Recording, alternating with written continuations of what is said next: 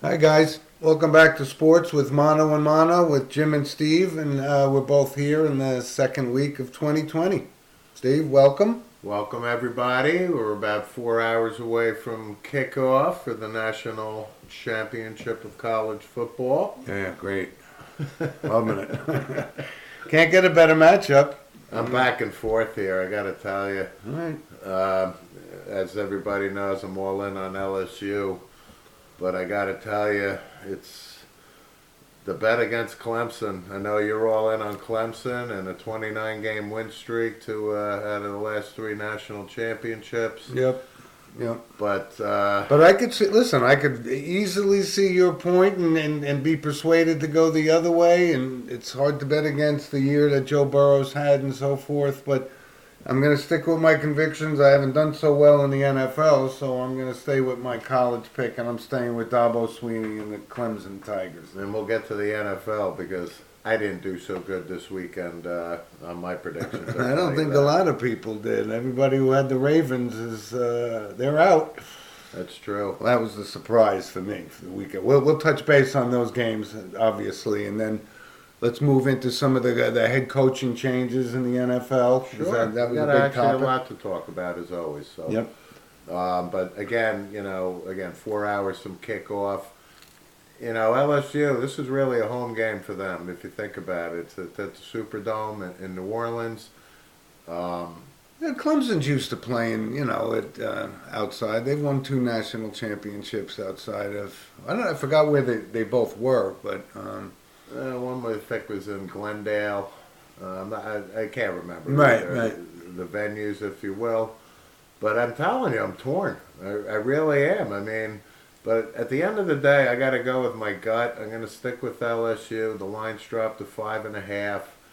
But this is really one of the most evenly matched games that for college football We've had in a long time. Right. You're right. Again, when Alabama and Clemson played, you could say they were evenly matched.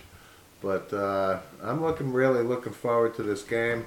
Joe Burrow is 4 touchdown passes away from breaking the NCAA record for most touchdowns in a season. Cole Brennan from Hawaii in 2006 or 7. Oh, that's something I don't know if I would have gotten. Cole Brennan. Wow. Through 58. So I can see Burrow getting 3. I do think it'll He didn't throw 58 in the SEC. No, he didn't. That's for sure. No. But I can see Joe Burrow getting 3. But you can't discount Clemson. I mean, Trevor Lawrence has never lost a college game, and I know he's a sophomore. But, I mean, where'd they go, 13-0 last year? And what are they, 12-0? So, Yep. and Dabo Swinney. So, I don't want to keep pounding the point here. I got to pick somebody. And, the public is on LSU. And that's, from a betting standpoint. Because it's considered a home game, and that kind of means something in the SEC. I mean, whether you're playing in Death Valley or whether you're playing in Louisiana, that's the 12th man, if you will. Yeah. So, and then, there's a couple other things. People throwing at me, well, LSU gave up 41 points to Alabama. Okay, well, Clemson almost lost to North Carolina in week 3, Mac Brown, and went to overtime and back and forth. But, again, I'm not going to harp on it. It's going to be a great game. We're looking forward to it. I'm going LSU, and you're going Clemson, and that's the bottom line, and we'll see. Yep. We'll see after 15 rounds. Hey, we'll know in who the about 7 champ is. hours, and we'll certainly we'll talk about this on our show. But it's we very will. exciting. It's like I said, it's a big football weekend, and we appreciate our football segment here, sponsored by Coriano Trucking of West Haverstraw. And let's jump right back into the because we got our picks here. Steve's going LSU, I'm going Clemson, and listen, it could go either way. We're both gonna hit ourselves in the head, if we don't win. But Well, one of us will be right and one of us will be wrong. But That's for sure. What it's all about. that's for sure. So let's move on to the NFL. Wow, what a weekend! What a weekend indeed. I mean, I think the big story was this performance by Kansas City after being down 24-0. Now listen, we were sitting here watching it going up. Andy Reid gets snake bit again. Great team, just can't get over that hump. And then, but you and I, we always talked about it. I know you were a big Deshaun Watson fan and so forth, and he won a national championship at Clemson. But this Patrick Mahomes, he's something special. This kid, you and I, we on the side talked about sometimes even good quarterbacks get lucky.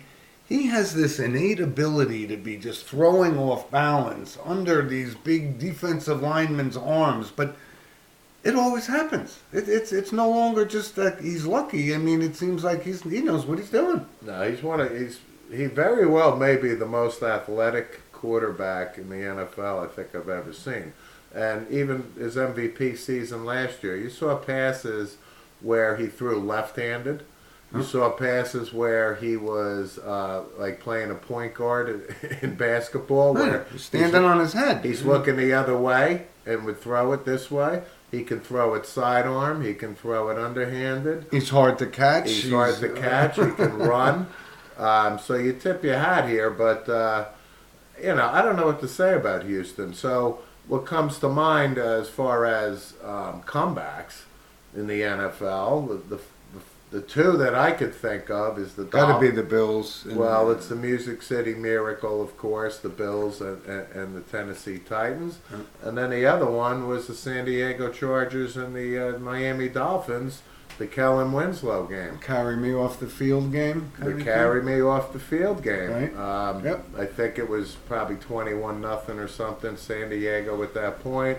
I was thinking you were talking about the Frank Reich game when he came off the bench. They were the Oilers then. Well, but that was right? the Music City Miracle, yeah. Yeah, you're right. It was still the Houston Oilers at that point, which are now the Tennessee Titans. But, again, 24-0 Houston after one quarter. The Chiefs are favored by 10 points. So if you're betting that game, you got a 31-point swing after the first quarter. Oh, you were sending the check to your bookie before halftime. No doubt. You're going to the most expensive restaurant in Vegas and ordering whatever you're going to order. But, 51 points oh my goodness. in 3 quarters. Huh? And then people questioning Bill O'Brien. I mean, you just couldn't stop this flow of offensive superpower by the Chiefs. So it was quite a performance. Yeah, it was. So Kansas City now moves on. Is going to take on the Tennessee Titans, and let's switch to that game.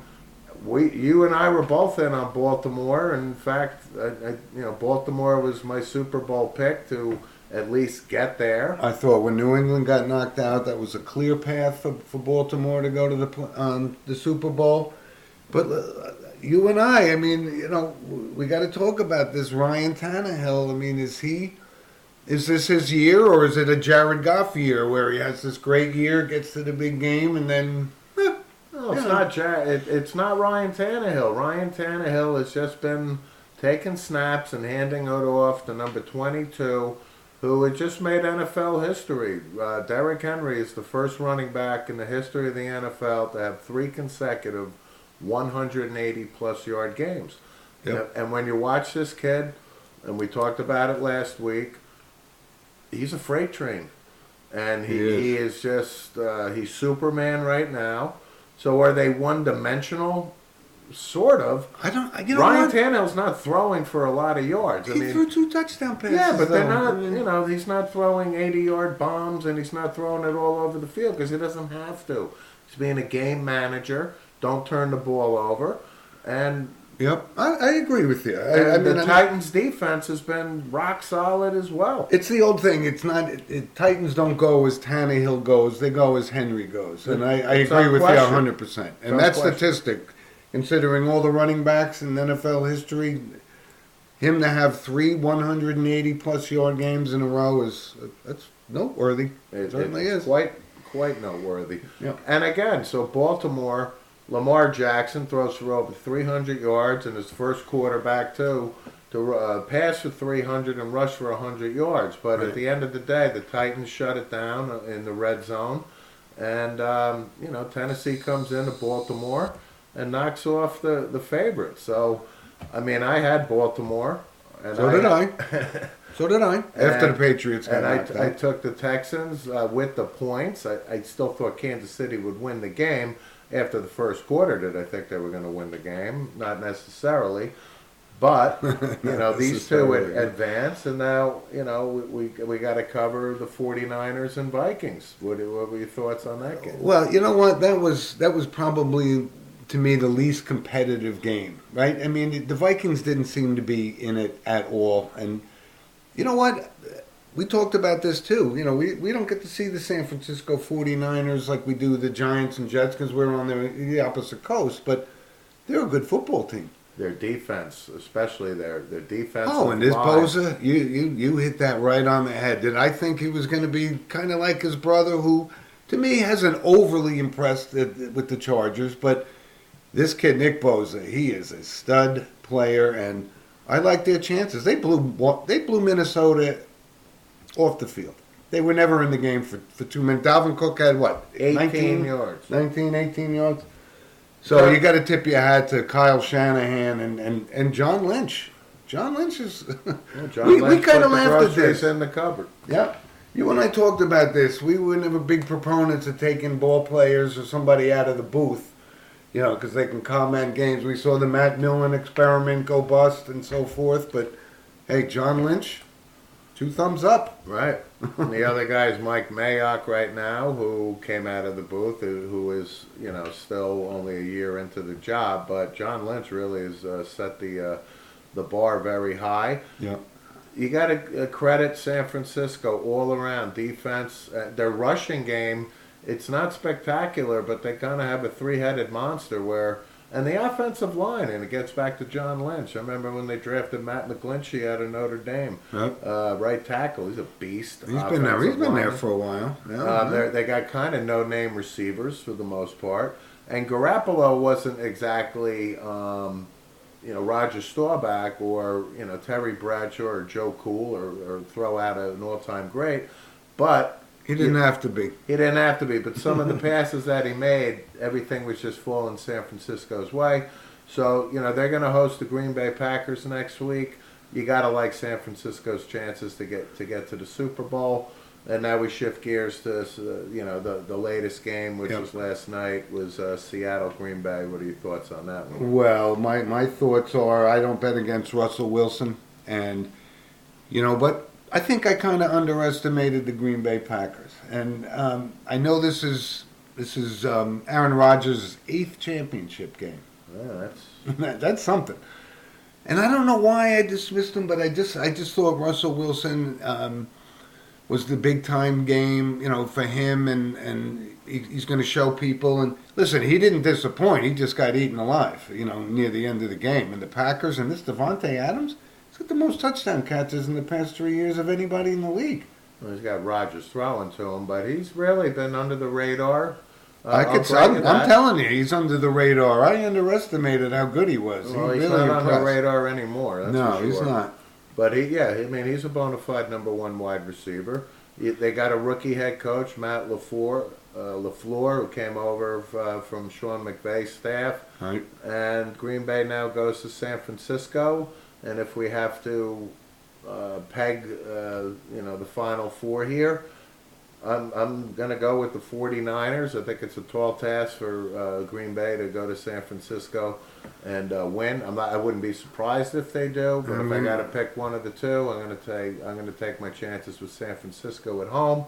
And on the AFC side, Tennessee travels to Kansas City and does their, Lucky Clover, 4-leaf clover end in Kansas City. I don't know, but I think Kansas City's obviously favored, and I'm going to take the Kansas City Chiefs at home. They're going to have to stop Derrick Henry, obviously, and we'll see what happens. But I think the NFL wouldn't be disappointed with the San Francisco-Kansas City Chiefs Super Bowl. Are these the major markets, New York and LA, New England type of thing? No. Chicago, no. But they're popular teams. San Francisco's popular across the country. Kansas City probably not so much, but you know what? They haven't been in the Super Bowl since the Lenny Dawson era. It really is, right? Yeah, it really is. And they've had some teams, but you know what?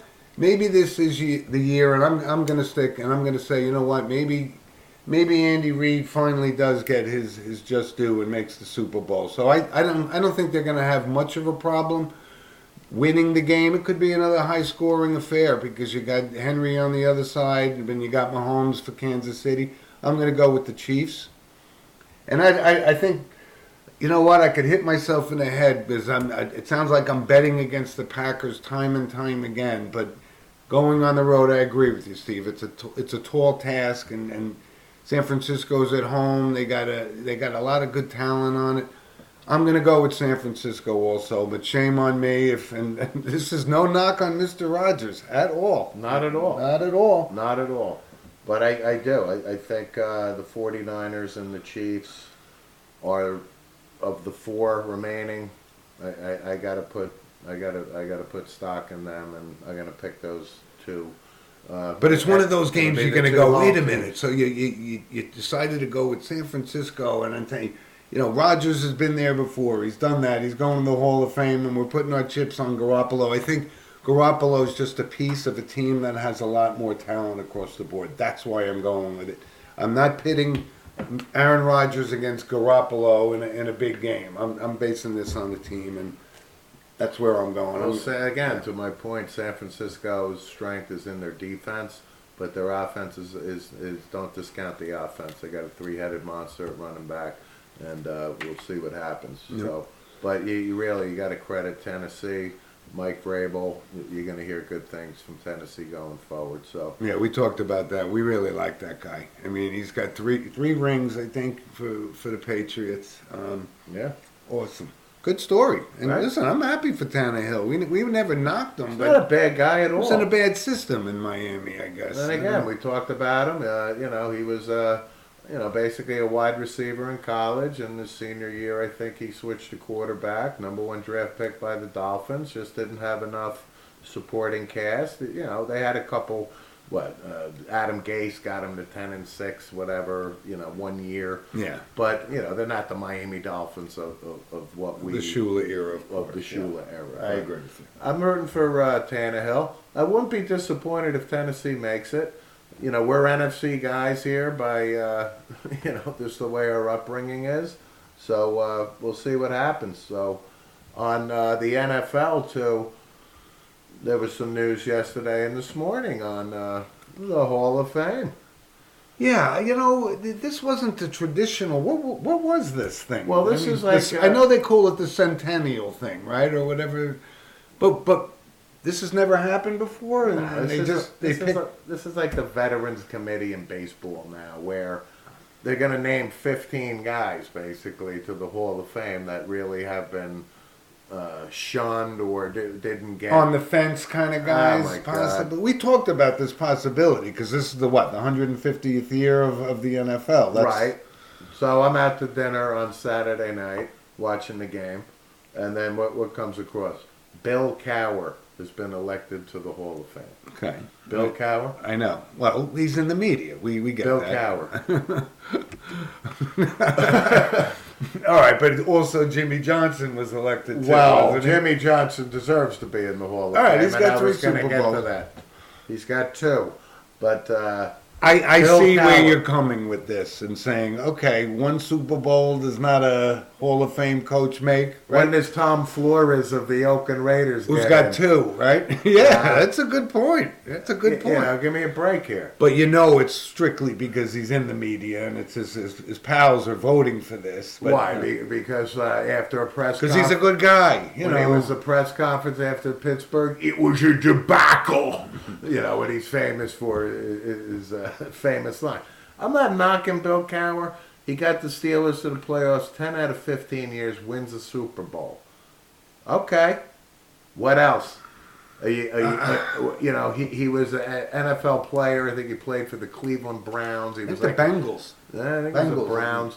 He was a special teams guy, etc. Backup linebacker. All right. I am not knocking Bill Cowher, but what I answered one of our audience members was, the NFL, we've been talking about it, the Hall of Fame is so freaking watered down now. And you and I, we've absolutely covered this time and time again. How the Hall of Fame is sacred to us, and I can see how you're saying, wait a minute. Again, this is the same Hall of Fame that Bob Lilly's in, and Don Shula from a coach, and that I agree with you 100%. So that's 2 out of 15. We're waiting for 13. So what does this mean? Tootie Robbins is getting into the Hall of Fame? I mean, there are going to be names where, if we're doing a double take on Bill Cowher, where do you see some of these names that are probably going to come down the pike? Well, we talked about this, that the NFL runs the risk of putting guys in now that don't belong in there for the sake of this 150th season or whatever. Tootie Robbins, that's the... For those that don't know, he was a player, probably let's say the fattest player, we most out of shape player we could recall, but he was actually not bad, but Hall of Fame, ridiculous. But he was on the line with Dobler and Banks, Yes, and the St. Louis Cardinals type of Jim thing. Hart era, Right. Yeah. But if Joe Klecko is not one of the remaining 13, and obviously you're the biggest proponent of Klecko as I am. Yep. But I'm waving the white flag. we'll wait to see what that is. But back to Jimmy Johnson. Right. I got no issue, and I'm not trying to be a homer as a Cowboy fan. Obviously the College Football Hall of Fame and the NFL is separated, but when you look at the body of work of Jimmy Johnson, Yep. and even though he was limited with the Cowboys because of his feud with Jerry Jones, but he came aboard the '89 season. He went 1-15. But what he really, outside of winning the Super Bowls for the Cowboys, the back-to-back, was really his talent evaluation. Yep. And the way that really the NFL draft has kind of been copied the Jimmy Johnson model of like grading guys and value for this and that. And obviously the Herschel Walker trade was instrumental, which reaped a big benefit for the Cowboys. Oh, and then, we got Hall of Famers for a guy that's not even going close to the Hall of Fame. but I'm telling you, if Jimmy Johnson was still the coach of the Cowboys, yeah, does Barry Switzer get credit for winning a Super Bowl? But I think everybody knows, to your point, That was Jimmy Johnson. that was Jimmy Johnson's team. So Okay, I'll give him 2.5 Super Bowls. But I tell you, if he stayed in place and could coexist, I thought the sky was. I would probably say the Cowboys probably. Let's just say Jimmy Johnson coached 10 years.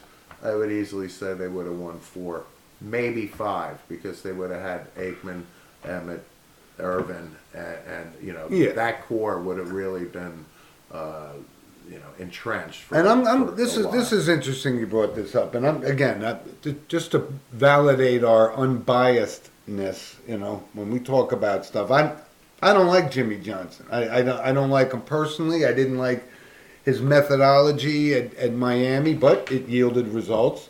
Came in and he was a great coach. I have no problem with him going. Personality aside, but I agree with you, Bill Cowher. No, that opens the door for Bum Phillips, doesn't it? Hey. I mean, is that where we're going here? So I didn't know there was 15 guys, but if that's what this is, and this is Veterans Committee, look a out. lot of yellow jackets at the tailor, whoever does the sewing for for Canton. And the guy that does the Hall of Fame busts, it was a special on 30-30 for 30 on him one time. It was No pretty good, doubt. actually. But so to close up the NFL, obviously the coaching carousel, and right after we broadcast last week, the Giants. We talked about Mike McCarthy going to Dallas, so the Giants were left, with not a lot of candidates left, but they name a guy named Joe Judge, and I will be completely honest, I'd never heard of Joe Judge before the announcement, but I know a little bit more about him now, and I got to tell you, You don't dislike the pick as much as you. I don't dislike this. I think this is out of the box. The kid is 38 years old. He comes from the Nick Saban, Bill Belichick Gene tree. Pool. Yep. Gene Pool. They sign off on him. Mm-hmm. Recommendation. And his press conference, he seems like a no-nonsense new sheriff in town. We're doing it my way, and I'll hold these players accountable. The guy's 38 years old. And I want to listen. Let me give you my 2 cents. I did hear of Joe Judge. I didn't know extensively about him, but I knew he was a Bill Belichick and a Saban, disciple, if you will. You're right. But I do like it too. And you and I talked offline about Shermer. I had no problem with him getting axed. He got hired as an offensive coordinator today in Denver. Whatever. Good riddance for that. But I like this too. I like Gettleman, and I thought he deserved a chance to come back by drafting Jones and Barkley. And I'm more in on this than I thought I would be in the beginning. But you're right. You and I judge a lot on the way the guy comes across and the things that he says, and we know a little bit about football and coaching and so forth, and he looks like a guy that could back up his words and so forth. So I think it's a great choice. It's a surprise choice. We talked about it before the Cowboys hired McCarthy. That's the guy I would have taken, because I'm kind of biased about having some NFL head coaching experience. But you know what? This is a good time. He's got some young kids. They got a lot of work to do. And this guy works, apparently, 20 hours a day. He's all in. If you work for Belichick and Saban, you tell your wife you won't be home for dinner most nights, right? So I love the pick. I like it now a lot. I do too. And now Gettleman is absolutely on the hot seat. He's got to, be accountable for this hire. But, Joe Judge is only as good as his players. And we've talked about how the Giants have a lot of holes to fill. Yep. I mean, the good news is it looks like they got a good young quarterback they're going to work with. They got Barkley. They have some assets. Dexter Lawrence was, would I have taken him in the first round? Maybe not, but he's the least of the Giants' problems. Yes, I agree. But I think they'll be in on this kid, and let's see, in 2 years or so, you'll see signs of the New York Giants coming back to life, being competitive, and look for this guy to probably be the Giants' head coach. And I can understand the Giant fan sitting there saying, "Well, wait a minute. If you were going to go that route about a burning, passionate coach, then maybe Matt Rule was the safer pick, who's had head coaching experience at college football level and so forth." So, I mean, do you consider that a surprise that he ends up in Carolina, not New York, after New York passed on McCarthy? I got to still be honest with you. I don't get the McCarthy to Dallas thing. I don't know why he wants to put up with that circus upstairs. But so do you think that's a surprise? Do you think Rule was I want to say a safer pick than Judge, or not as much of a reach as Judge? I think the New York Giants were all in on Matt Rule. I think that Gettleman actually dropped the ball and the Giants dropped the ball. The Carolina owner, they got a new owner, I think his name's Steve Tepper, something along those lines. Guy's got a ton of money. And you know what he did? He wanted Matt Rule. He flew to Matt Rule. He met with Matt Rule, and he offered him $70 million. Matt Rule was supposed to get on an airplane the next day and go have an interview with the New York Giants. And what did Matt Rule do? And by the way, my flight. I just got $70 million from Carolina. But my point is, if the Giants really wanted Matt Rule, apparently he was in Cabo or something, vacationing or something like that. Really? You can't get on an airplane and fly to Mexico if this is your head coach? But I'm telling you, Judge was the fallback candidate, and we just talked about that. We're okay with the pick, but I'm not going to sit here and say the Giants didn't drop the ball. They wanted Matt Rule. And you think it came down to money, that they didn't want to pay? I mean, I think $70 million for Matt Rule is absolutely absurd on the surface. No, I think it came down to arrogance, that they thought they're the New York Giants and Matt Rule would come to them because of his Northeast ties. That's what I really think that, and I'm holding firm on that. Wow. I didn't see it from that perspective at all. I think for some reason, I still believe McCarthy was their first choice, but Dallas scooped him up first. I'd hate to think if they dropped the ball, but like I said, they're both, neither one of them have head coaching experience in the NFL. So, good luck to both of them. But Matt Rule we heard of Matt Rule. We never heard of Joe Judge. Agreed. Right? Agreed. Matt Rule, you can say, Right, he okay. coached Temple. Okay. Yeah, Coach but you Baylor. know what? Temple was Temple. That's where the Cos went to school. Who's in jail now? Who roamed the Temple campus? They don't even serve Joe pudding in there anymore. Yeah. But my point is, Temple was Temple. I got it. And he really turned Temple around. He had back-to-back 10-win seasons at Temple, and that's why Baylor hired him. And Baylor, let's face it, Art Briles, I mean, that was a toxic toilet bowl. Oh, of course. And, you know, he had a tough year or two to turn it around, but, you know, Baylor was a top 10 team this year and won, 10, 11 games, something like that. So, I mean, we can pound it all we want, but at the end of the day, But you know what, I think Steve? the Giants got a good, young, passionate coach that's going to turn the culture around, and I think that's what sorely what's needed. And you know what, Steve?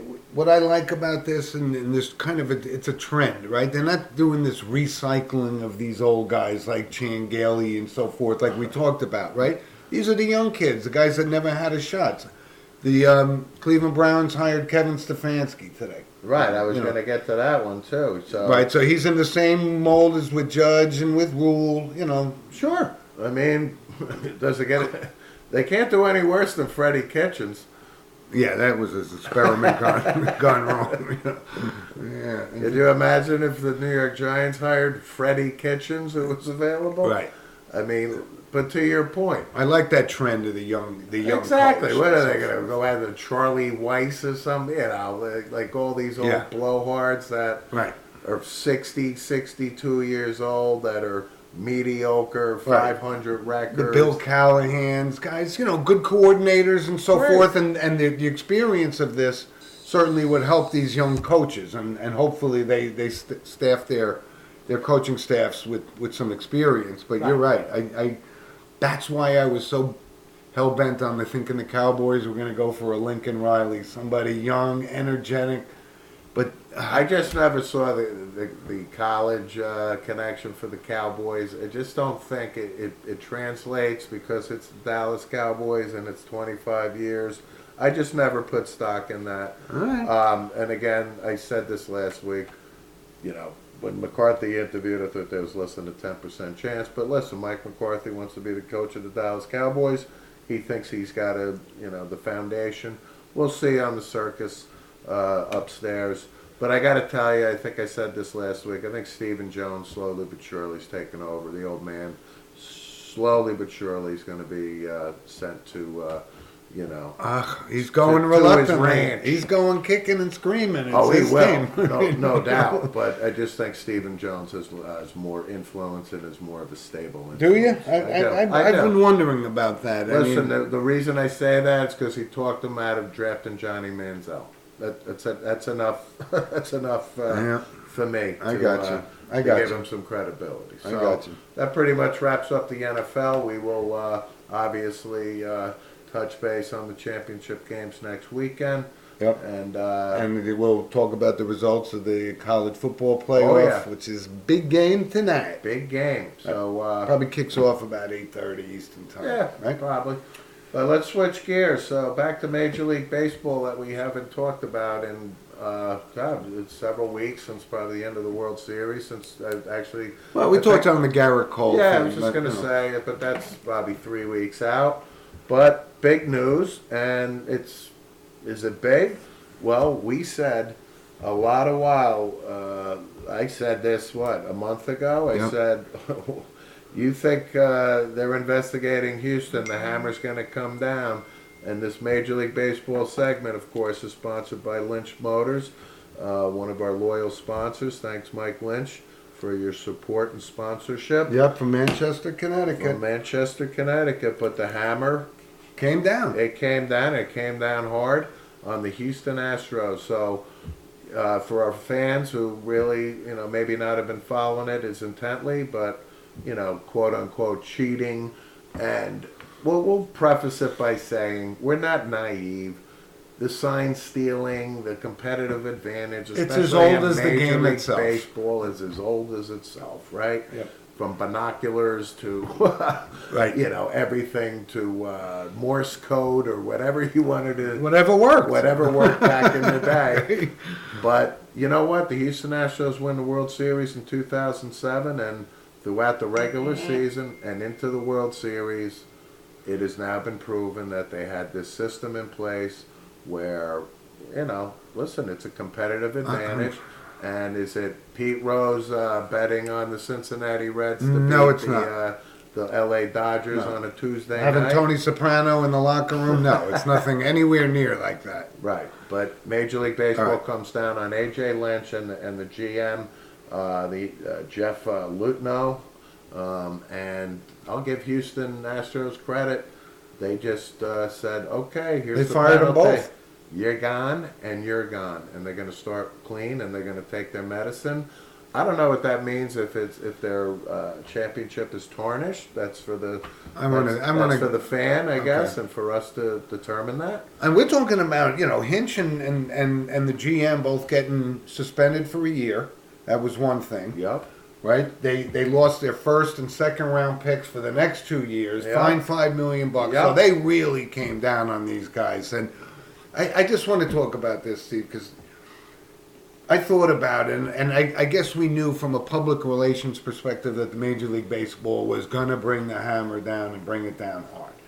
But the whole cheating thing, maybe it's a sign because of technology, right? You can wear Apple Watches. They got the Red Sox for this a couple of years back and so forth. Maybe the technology. But stealing signs in between pitches, how much time do you have to relay this? And does it really impact the fact that it was such a competitive advantage that they won a World Series? These guys, is it tarnish Altuve, hitting 350? And, I don't think so. Well, I tell you what, from what I know about it, it's more like when Houston was home because it was in their stadium and they had the video and all this crap in the locker room.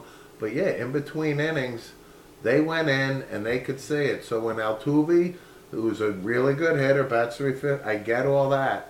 But if you know a pitch is coming, or you know that you're going to guess more often right than wrong, yeah, it's a competitive advantage. It's a big competitive advantage. So I'm not minimizing this.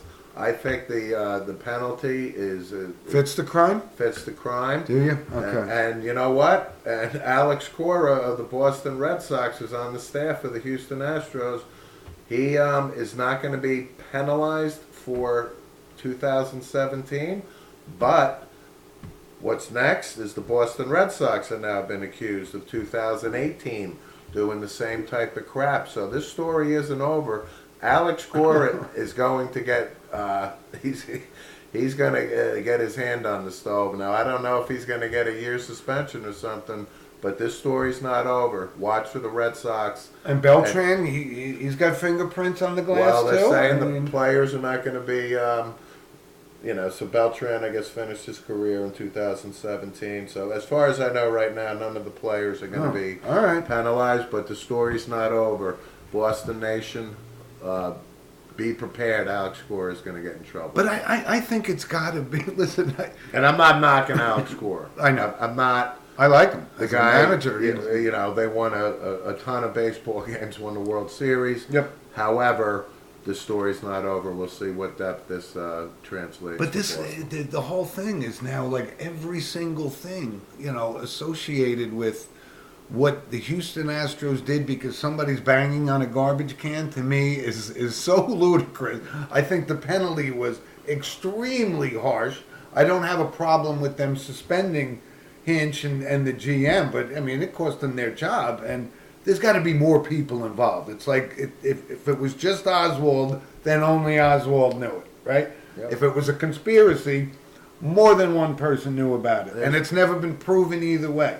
So these guys were the fall guys for this, and there's other architects behind the scenes, but I just don't think it's not as commonplace as people believe. I don't discount the banging of the garbage cans because that means somebody was in the locker room looking at something, and then that was the code to the dugout, and then verbally they probably told the guy on the on deck, and then so I get this is a conspiracy, and more to your point, this isn't the. It's not the Black Sox scandal. It's not the Pete Rose scandal. To me, it's somebody. It's a scandal, though. But aren't you trying to gain a competitive advantage at any cost in any sport, no Of matter course. what it is? What's the moral here? Don't get caught. Exactly. Thank you. I was leaning toward that and getting there, but I thought that penalty was very stiff, and it cost Hinch's his job. And he's a good baseball guy too. Yeah, well. Tough year. He'll be doing a lot of golfing in the next. Tough year for the Astros. they lose their manager, their GM, their starting pitcher. They're potentially Tough nuggies. Yeah. All right. I just thought it was a little excessive, to be quite honest. So we're about what 30 some days from pitchers catchers. Yep. So baseball will be fast upon us. Not really. A lot of free agent signings noteworthy in the last couple of weeks since, obviously Cole and so on and so forth. No. But, baseball will be fast upon us. Switching gears to hockey. We haven't touched on hockey. Rangers Islanders tonight. We'll start talking hockey.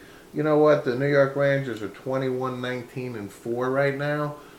Not bad for the rebuild, I tell you. This Artemi Panarin, their biggest free agent signing, is not disappointed. Yeah, this guy has been a stud, and they're not the belle of the ball in New York right now. That's certainly the Islanders, and deservedly so. But tonight should be a good game, and we're certainly going to start talking more and more about hockey as we go, as football winds down, because this is when it starts to heat up and Absolutely. so forth. So the Islanders are 27-12-4. And obviously, to your point, they're the best of the three franchises in the New York area.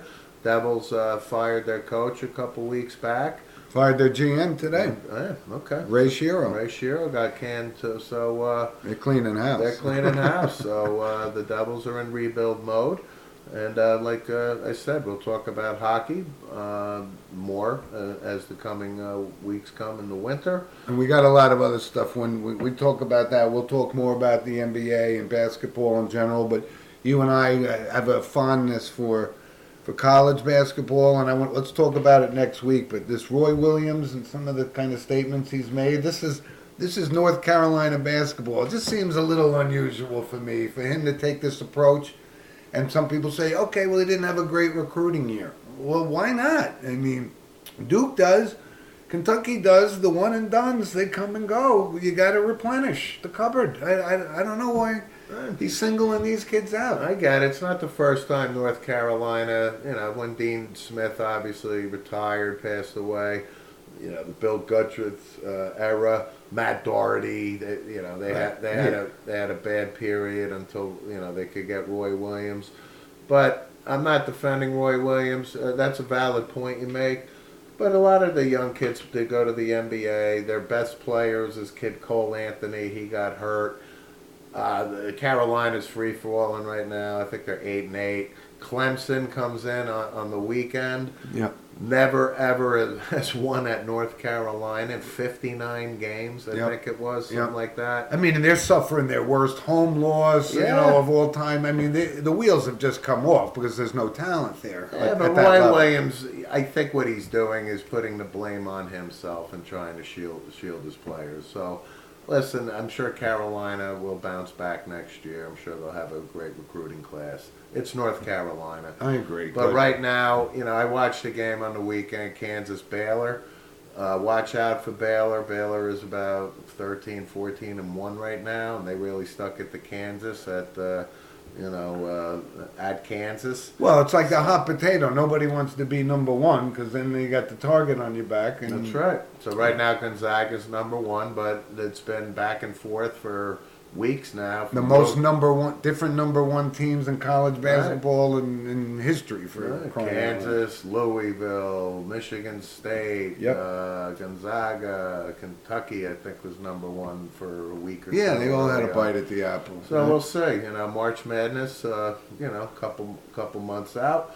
It's really at the heart of college basketball now. Michigan State loses yesterday. Yep. So we'll see what happens. So there's really no. Standout team that's taking the charge. 1976 Indiana Hoosier team out there right now to speak of. So, but we'll cover that. The NBA, it's the NBA.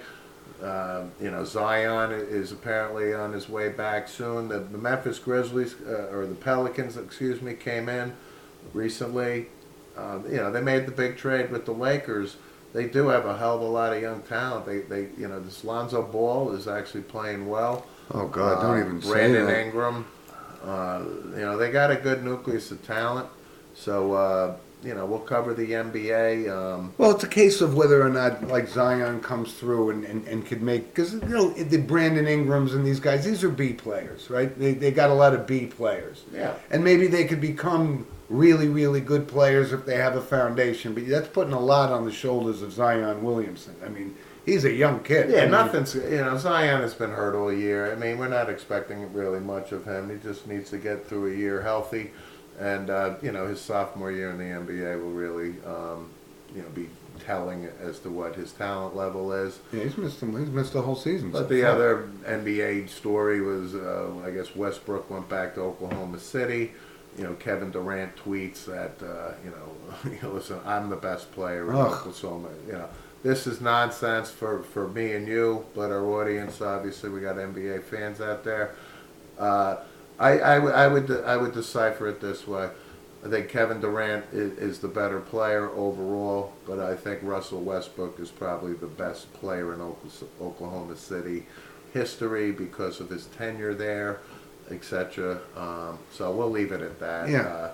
So we'll cover the NBA in more depth as that. There's no question that him and Harden are the two greatest players never to win anything in this league. I mean, not even come close. They can't get past anybody. I mean, they put up these ridiculous numbers, but you know what? We will talk about the NBA and the Knicks. Hey, they got 10 wins this year, so who would have thunk it? But we'll cover all that stuff. But for now, we enjoyed watching the NFL game and look forward to talking about the college football game. And before we go, Steve, there was a notable passing, and Steve and I have a tendency to crack wise every now and then, and some of the reason one of our notable passings was, and please tell me because you brought it to my attention first. Well, they're one of the co-creators of Get Smart, and so Buck Henry, Yep. right? Great comedic talent for maybe our older fans. He appeared on Saturday Night Live early on in the early years. First season he was on. He did some skits. He was in Heaven Can Wait. He wrote great comedy. Mel Brooks, Disciple kind of thing, if you will. But Buck Henry passes on, mid 80s, probably 86, 87 years old, but a great comedic talent and one of our favorites. So rest in peace, Buck Henry. And then from the rock and roll, family, what was that, Saturday, I think. Neil Peart. Rush drummer Neil Peart, age 67, who I think amongst our peers and everybody is considered probably one of the top 5 drummers of all time. And I'm sure there's many people that consider him the number 1 drummer of all time. Yeah. But 67, still young by rock standards. Yeah. And I always admired how good he was in the band Rush, and I finally, after all these years, got a chance to see him last year. So I had an opportunity to see him, and that's, from a rock and roll perspective, that's pretty notable. Yeah, unfortunately, I never got to see Rush live, so unfortunately, I'm not going to see that trio, the original trio. Yep. But rest in peace, Neil Peart. His music will, obviously live on for infamy. Sure will. And you got any shout-outs? I got one. Go ahead. I would like to shout out to St. Joseph's Regional High School, our alma mater. We're big supporters of and alums and ex-players, and so the head coach Augie Hoffman decides to head to Rutgers, and after 6 years and a couple state championships, well deserved. I'm sure he's making the right move for him and his family, and Augie's 38 years old, and it's the right move. So Shiano offers him a gig at Rutgers, and we just wanted to wish Augie nothing but the best. Absolutely. And, we'll be supporting you like we do with Nunzio Campanelli. And Been a class act and a great coach for that program, and Yeah. carried on the legacy that was laid before him with the Tony Corsage and so forth. And Yeah. this really wasn't a big surprise to you and I. Yep. It's the next logical step for him because he's ultimately going to be a head coach in college, and it gives him an opportunity to keep some of these players at home. But you and I talked. They're in the Big Ten now, so he's got his work cut out for him. And between him and Nunzio, you got some two major league high school coaches and talent evaluators working on behalf of Shiano. So I'm glad you brought that up. Good. Absolutely. So good luck, Augie, and always thank you for what you've done at the school, and you've always been gracious to us, and Certainly have. you've always welcomed us with open arms back to the school. And once again, best of luck to you and your family. Good shout out. And listen, feel free to send us an email at sportswithmanoandmano@gmail.com. We'd Yeah. love to hear from you. Bring up football, whatever, and if you got some thoughts on the upcoming playoffs and certainly the college football game tonight, we'd love to hear from you. And you can always find us on SoundCloud and YouTube, and just type in Sports with Mano and Mano, and there will be. There it will be. And listen, thanks for joining us. So it's going to draw a close to the second show in 2020, and we thank Di Filippi's Bakery, who's a sponsor of ours, throughout our the past year, and certainly look forward to that relationship in 2020. You bet. All right, thanks for joining us, folks. Enjoy the game tonight. You got Enjoy the NFL games next week, and we'll talk to you then. it. Okay, bye-bye. Bye.